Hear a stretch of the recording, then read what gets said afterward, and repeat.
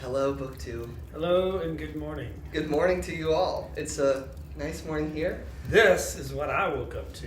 Denson made me my morning coffee. Mm-hmm. You know Denson, you don't know me. I'm Denson's favorite child. Yeah, exactly. I'm his dad, and he had this fire going, and there were coals in the fire. Mm-hmm. Hot cup of coffee, fabulous way to start the day. And a bunch of books to be talked about. Yes. So this is part 2 of the book haul series, because I went to the Imodonia Library yesterday and got a bunch of books, and then we didn't overlap. And my dad came back and he said, "Wait, there was a downstairs?" After I showed him all my books, because all of them were like from the downstairs area. Yes. And the downstairs books were $2 for a paperback and $4 for a hardcover. And we were kids in Toyland. It was so much fun. It was so much People fun. were laughing at us. Yeah, but playfully, I think. Yes, I think they were we had a great time. entertained.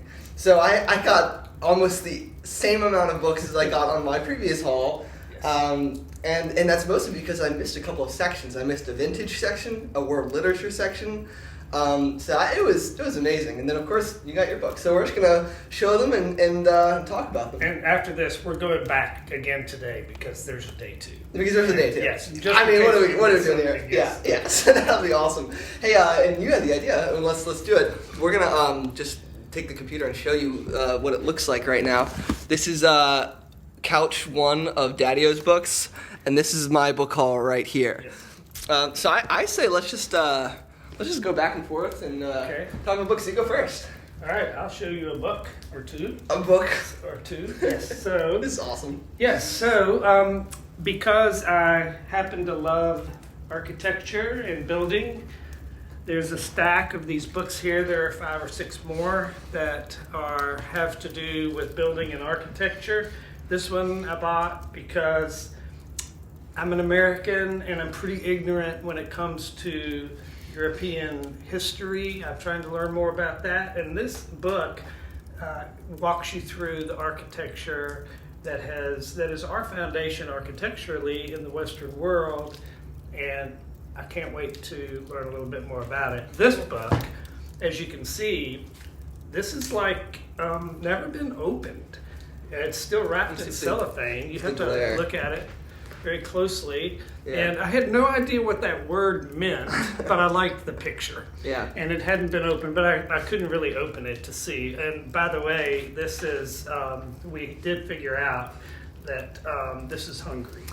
They're showing our ignorance. Yes. I thought that this was Budapest, because Budapest does have this building that is really gorgeous. This is kind of the picture you see when you look up Hungary. Yes, so anyway, that's Very Hungary. And this is a book on Russian style because of Dostoevsky and Tolstoy mainly. Cool. But Lermontov and maybe some others. That's it. And there are many more books on architecture. I won't go into all of them, but this is a good start. That's awesome. Yes. Cool. Yeah. The Russians will come back in my thing. So I have very loosely organized some of the books that I got. And I'm just going to run through them. I'll just do one and then we'll switch back and forth. So the first one that was on the top is Edgar Rice Burroughs' Tarzan of the Apes, which is the first Pulp book that I'll ever read. I haven't read any Dashiell Hammett. I haven't read The Maltese Falcon or anything like that. And so this will be really exciting. Obviously, I know the story of Tarzan just because the Disney movie. I don't know if we watched that growing up. I've never seen it. It has music by Phil Collins, so it was pretty iconic. But yeah, this is super exciting. Slim volume. I'm sure it's an entertaining read and one of the great pulp novels, as far as I know. So very exciting. Cool. Wanna Go go ahead next? and take another. Take another? Yes. Next, small thing is John Steinbeck of Mice and Men. I should probably sit a little closer so I can show you all these covers, but I can just get up too. This is a pretty famous story, and it's assigned in schools, and so you probably read it if you're an American and went through the American education system. But I didn't read this growing up because it was in a different English class. I was in like a separate version of English, and so the other class read this, and I think I was actually reading the Iliad at the time.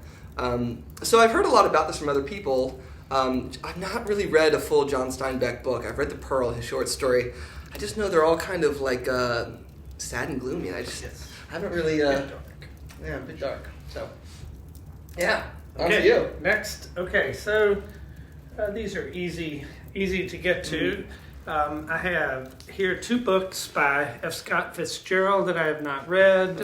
Very engaging author, and he kind of is, for me, in my mind, right beside Hemingway. And this is every book that they had by Ernest Hemingway that I haven't read. And in my lifetime, one goal is to read every Hemingway and every Fitzgerald book. Cool. And here they were, $2 each. That's a good goal.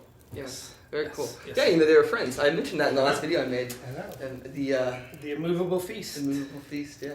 The unmovable feast. It is movable. Feast. And the movie about Paris. Right, Midnight in Paris. Yeah. Fabulous. A great movie if you haven't seen it. That's a comfort, joyous watch.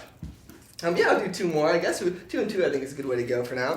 The first one is probably the slimmest thing I got in this set, which is The Time Machine by H.G. Wells. And I should mention that both of the Time Machine and also Tarzan of the Apes are both Michael K. Vaughan recommendations. He loves both these books. I think this was in his top 100 books of all time, and he's the king of Pulp on BookTube. So both of these I picked up because of his enthusiasm for them. So he's a BookTuber. He's just a legend. Yeah. So yeah, the Time Machine, that'll be a really fun kind of quick read. And the other one is from Steve Donahue's 100 Best Books of All Time, Germinal by Emile Zola, which I know nothing about other than it takes place in a coal mine. And that sounds like a pretty scary, spooky place for anything to be said. So that'll be interesting. Wow. Okay. Oh, can I say something really quick? Yes, you go. Last video I had that whole tier ranking system where I kept oscillating back and forth between what was tier 1 and what was tier 3. I'm going to call tier 1 the top, and I'm going to stick with it this time, I promise. Tier 3 is the bottom. I'm going to tell the audience what level of excitement I have for each of these books. This is probably tier 3. I don't really know anything about it, and I don't know kind of when it's going to happen. This is probably tier 2 because I've heard about The Time Machine. I'm excited to read this, but it's not the top of my to-be-read list or anything like that. And then I would say tier 3 for Of Mice and Men, and probably tier 2 for Tarzan of the Apes in terms of how excited I am and like when I'm going to read it. Tier 1 is like, I want to read this as soon as possible. Yeah. Tier 2 is like, Tier 3 is like in the distance. A lot of tears. So, Many tears. I had 7 at first. Okay, this very short, small book is Short Works by Bertrand Russell, who is maybe the only legitimate reason for YouTube to exist, is to see Bertrand Russell videos on YouTube. There are a few other things that are good there. And BookTube videos. And just an old love. This is very much like the Hemingway and Fitzgerald collection. These are all the Jane Austen books that I haven't read. This one happens to be one of my all-time favorite movies, Pride and Prejudice. Fell in love with Keira Knightley watching this movie many, many years ago. Can't wait to read Jane Austen. Awesome. Yeah. You've read Emma, is that right? I've read Emma. That's cool. The only thing I've read. read. And I haven't read Emma. And I've read Pride and Prejudice. So both of us have got some pretty catching fun... up to some do catching up Jane with Austen. Yes, She's one of the ones. Good. I'm going much slower than you, so I gotta speed up my pace. I'll just go through a couple. This first, organizational pile that I have are just general classics that I found lying around. Here is the oldest book of them all, the Epic of Gilgamesh. So that's pretty exciting. This isn't that Penguin classic with like all the lacunae in it. So this I glanced into it. It does have filled in the parts of the clay tablets that are unknown without that many notes. So I'm assuming that this is going to be just a good read-through. Just because the Epic of Gilgamesh, it has so many missing parts because we have clay tablets that, I don't know if you've seen a picture of them, or just have chunks missing from them. Mm-hmm. It's crazy. Rudyard Kipling, Kim. This is the novel of his that you probably hear the most about besides maybe the Jungle Books. I have the Jungle Books in my collection. But this is kind of the novel that I've heard of his. That I would like to read. His standing in the world these days obviously has fallen because of his, colonialist views and stories like The White Man's Burden. But I want to give him a fair chance as an author at least and see what he has to offer. So I'm excited to read this. And then we have Marco Polo Travels in a Penguin classic. Don't know anything about him besides the fact that I played this game in the pool when I was a kid. But this will be obviously super interesting. The Road to Cathay. I mean, I've heard about these travels and great cover. It's Marco Polo, you gotta read about the exploration of the world, at least from that perspective. So yeah. Very cool. Okay, so I'm gonna try and pick this book up. So this is the Yale Shakespeare, complete works. So, a true confession, I've never read Shakespeare. It's a life goal of mine to someday read a good bit of Shakespeare. And hopefully, by the time I actually get there, I'll be able to pick this book up. Yeah. Because it's one of the most significantly weighty books I've ever seen. Yeah. But it looks incredible. It's obviously... It's one-handing it. Yes, one-handed. That's I crazy. can do that now. Okay. That's amazing. That seems like as critical as it gets. This is a fabulous reference book Yeah, to have, and that's awesome. I'm really happy to have this. It looks brand new. I know, Which is crazy. it's fabulous. Yeah. Unbelievable. Someone asked in the comments very astutely, what is the library doing selling all their books? What's on their shelves? And I realized I did not explain it at all. But I said in the comment, and I'll say now, is that people donate these books to the library. And I'm assuming that the gaps in the library that they need filled, they just become library books. But most of them go to this event where they sell them. And annual book sale is a fundraiser for our library. Fundraiser for the library. Really a good thing. It's great for the community. It was really fun walking around. Yes. There's a lot of kids in the kids section, and of course, that'll be a cure for cynicism, is seeing kids get excited about books. I mean, that's just amazing. So, next up, I'll do, these two are definitely going together. This is The Song of Roland, which is the oldest surviving work in Old French, I believe, and it tells the story of King Charlemagne's party of soldiers, nobility, who are surrounded and cut off by the Moors and slaughtered completely, and sort of began the literary, I don't want to say literary, it's just kind of the imaginary feud between Islam and Christianity, pitted them against each other, and the religion of Islam is the antagonist and is evil, and Christianity are the good guys in this book. A large part of that history, as we know it, originates from a book like this. So it'll be fascinating to read. I'm not super excited about this book, particularly for that reason, but also just because, for what I know about it, it doesn't seem like my thing as much. But this seems much more like my thing, which is a pastiche novel of it, Orlando Furioso by Ariosto. This is only part one of the Penguin Classic, so I think there's a part two. This is just super exciting because the style of it seems really great, and I was looking at it this morning at the list of characters, and God is in the list of characters, and so are a bunch of horses and shields and personifications of strength. So this is just going to be fascinating when I get around to it. Cool. Very cool. Yeah. Okay. So you can't see it, but there's a large stack over here of books. This being one, Biblica. That's the junior Biblica. Here's the senior Biblica. It's even bigger. And I have some friends who will absolutely love to receive these books as Christmas presents. That's awesome. So there's a whole stack of books over here. There are at least 8 or 9 books that will go as Christmas presents to friends, which was a great benefit of this. Cool. Of Yeah. this effort. Yeah. I have a couple of books that I got also as gift copies, like Moby Dick. I got a version of Moby Dick. That Moby Dick I showed you, I think I'll just give to you after reading the introduction. So that's great. Okay, next up I'll do 3. The first of these is the least excited about. I haven't been doing my tier ranking like I always do. This is probably tier 2, but maybe up to tier 1. This is tier 3 of not super excited. Marco Polo, tier 3. Kim, tier 2. And Gilgamesh, tier 2. All right, tier 3. This is Edogawa Rampo, and this is Japanese Tales of Mystery and Imagination, with a very fun Halloweenish cover on it. I picked this up in the world literature section thinking that it was an anthology of scary folk tales from Japanese folklore, and it's actually more contemporary than that. It's from an author from kind of the early 1900s, so that makes me slightly less excited, only because I have a book in Japanese of Japanese folk tales meant to be read by Japanese learners, which I am. But this will be cool too. It's in English, of course, and it'll be great to get along to at some point, maybe when I'm in Japan someday. So Cool.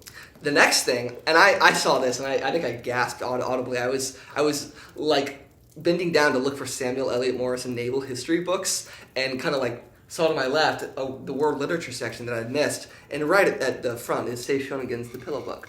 And as viewers of my channel will know, I'm reading The Tale of Genji right now, and she was Murasaki Shikabu's literary rival, which is so cool. And also maybe friend, what do we know?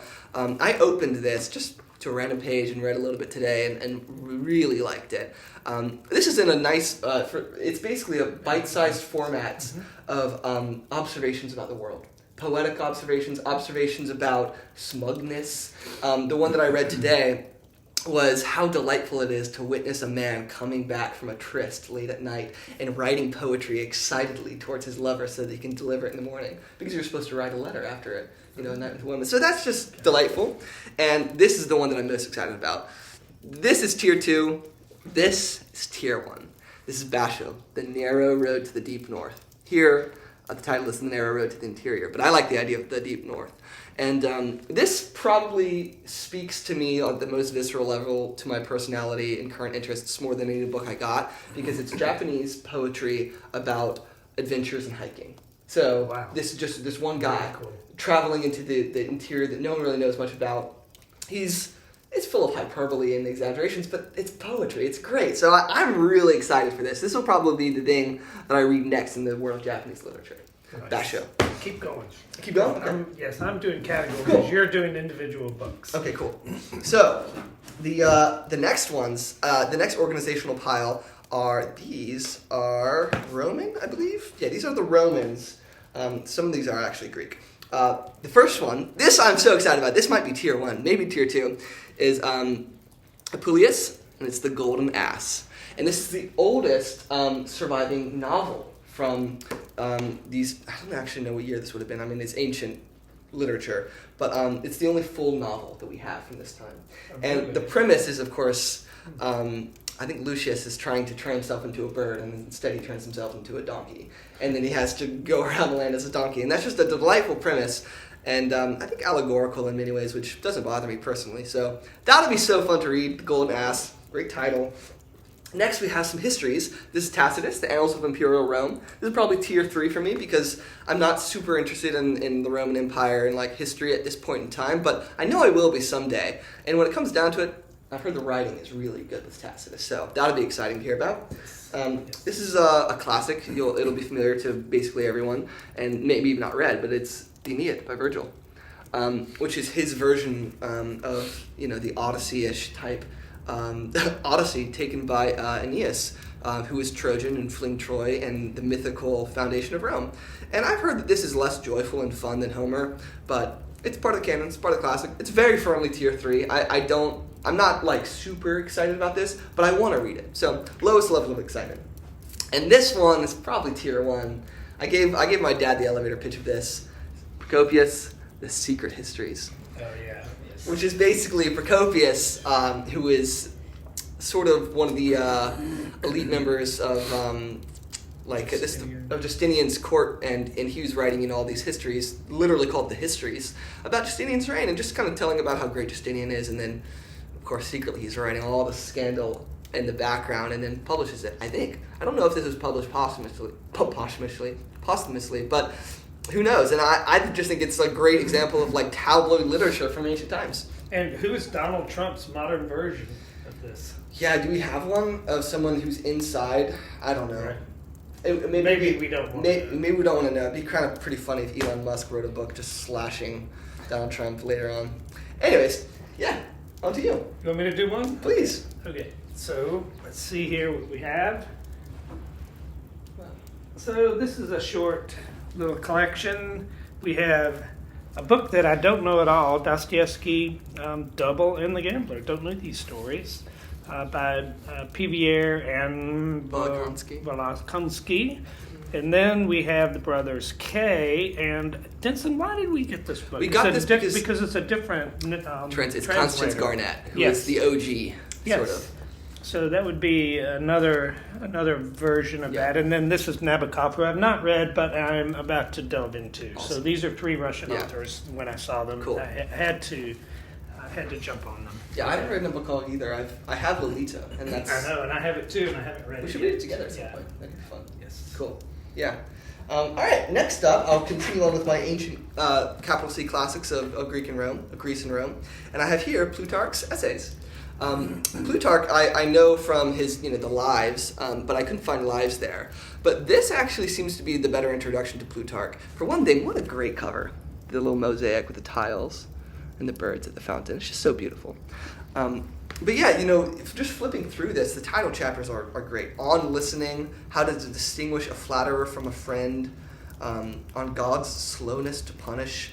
It just seems great. This has some annotations in it, but it seems like it was tastefully underlined, scarcely, by someone who actually cared about what they were underlining. So that doesn't bother me at all, and this will be great. This is probably tier 2 of excited to read. This is the kind of thing you could dip into. I think I might see a chapter title and think, oh, this applies to my life right now, and I'll read it. Okay, the next two are Aeschylus, Prometheus Bound, and Other Plays. Aeschylus being one of the great tragedians of Greece. I really don't know much about him other than that. But I read a little bit of Prometheus Bound this morning, just kind of getting a feel for the writing, and it seemed really good. So this will be a great short read getting into Greek plays. And then we have The Complete Euripides, Volume 4. So it only has 3 plays in it, which I did not know when I bought this, so that's unfortunate. But it has the Phoenician women in it, which I've heard about, and that'll be great.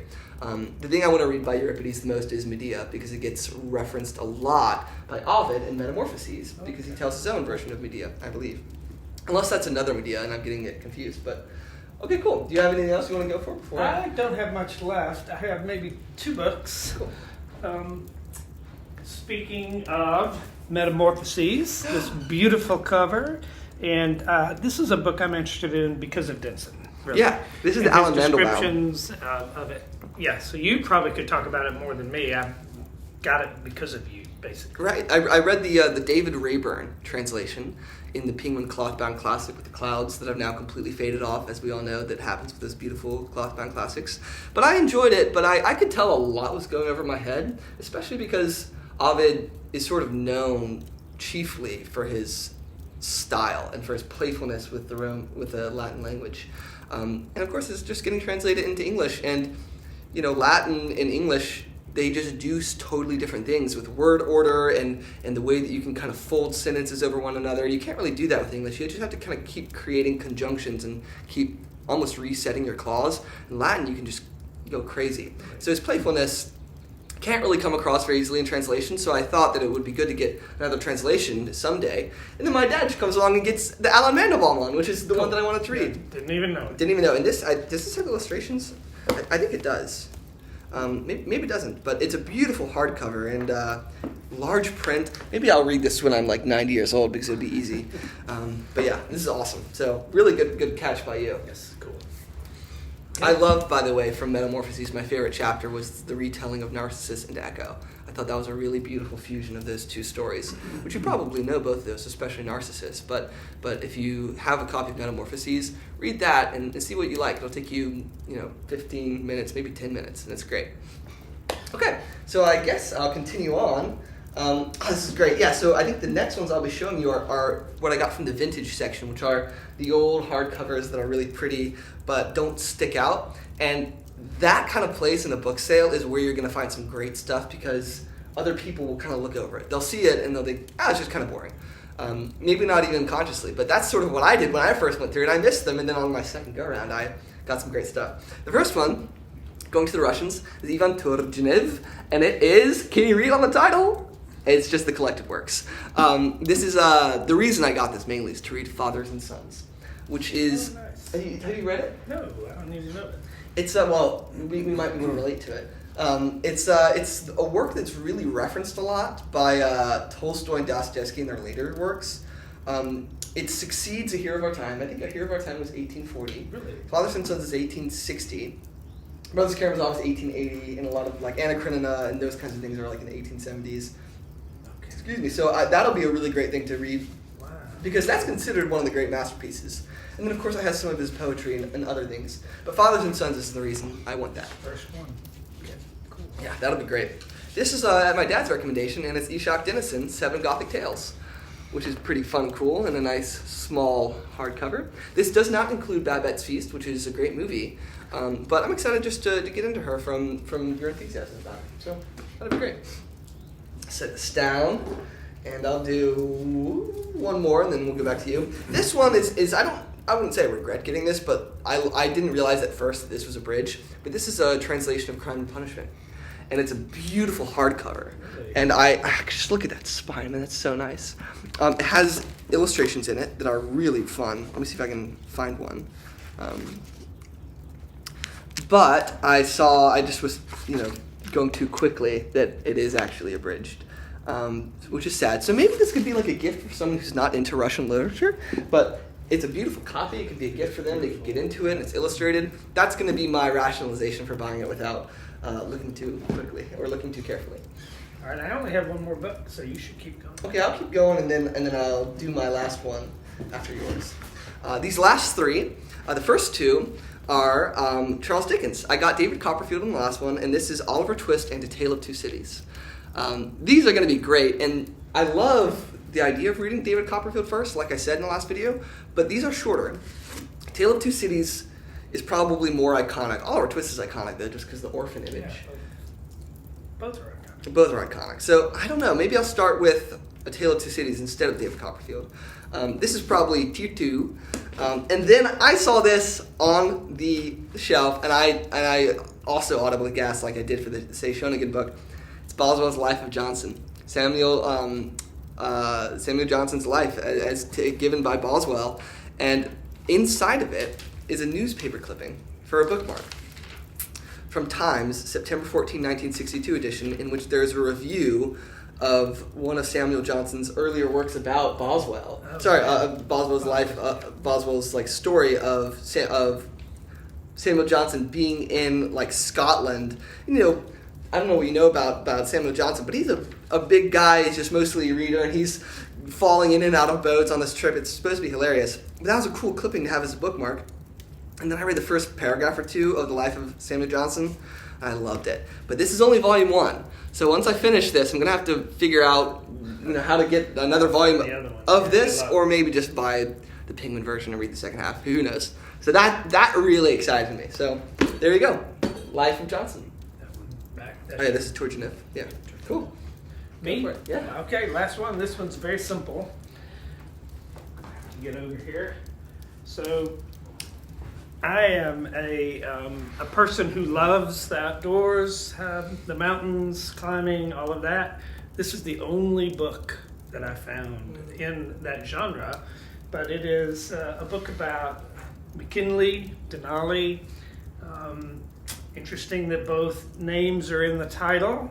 I guess you can take your pick on what side of the aisle you are on these days as to what the name is. But looking forward to having this as a reference book for one day, being able to go there. Yeah, cool.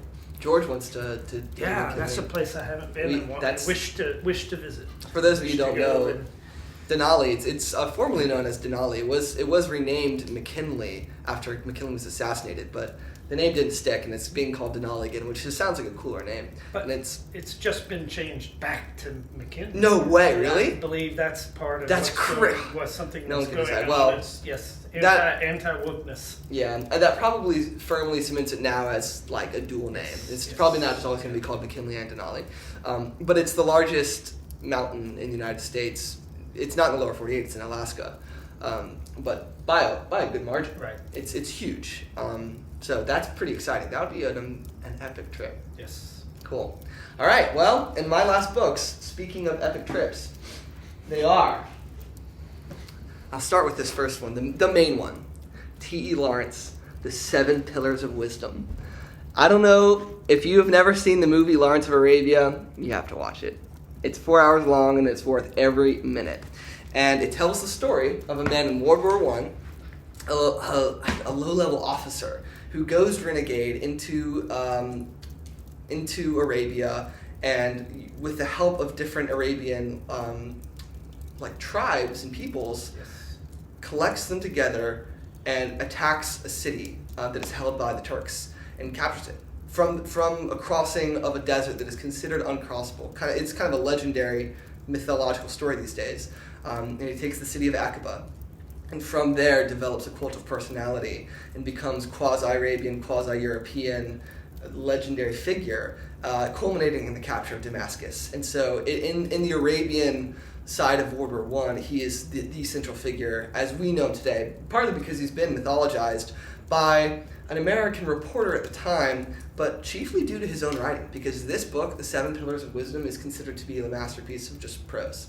And it's so exciting. I was so excited telling you about it in the bookstore that later someone came up to me and said, I heard you talking about Lawrence of Arabia, and I wanted to give you this. And she had found this book. And it's just an introduction. It's Lawrence of Arabia by Alistair MacLean. And Alistair MacLean, I looked up, is the author of The Guns of Neverone. Right. And I was swirling on reflection, I realized that she probably got this for herself and then gave it to me, which is so kind. Wow, you didn't tell me. That's so sweet. Well, I didn't think that at the time, and looking back on it, she probably did. Yeah. And the reason why I think that is because I did my master's on Lawrence, is what she said to me. And I was like, wow, that's so cool. But that probably means that she did a master's on Lawrence, found That's this, so sweet. and meant to give it to someone, or maybe have it for herself, and then heard me talking about it in the store and gave it to me. And then gave me some recommendations. So that's so cool. I have that great memory to go along with it. I'll read this first, what she gave me. I don't even know her name. And then I'll read The Seven Pillars of Wisdom. Both these are tier 1. These are books that I'm really excited to read. So that's amazing. It's such a beautiful edition with all these ships. Yeah, that's really gorgeous. So I have a question. Yeah. When are we going to read all these books? For me, I have these mornings right now. Okay. I have the mornings when Yes. I'm not working, and I can have some time. I was reading this morning, but what about you? I think I'm just going to have to live a long time. Yep, which you will. Yes. Awesome. All right. Cool. Okay, thanks for listening. Thank you for listening, Gus. This has Yes. been really fun. And the fire is dying, and we're gonna have to restart it and drink Yes. some water and coffee and start our Yes, day. enjoy your day. Thank you, BookTube. Bye bye.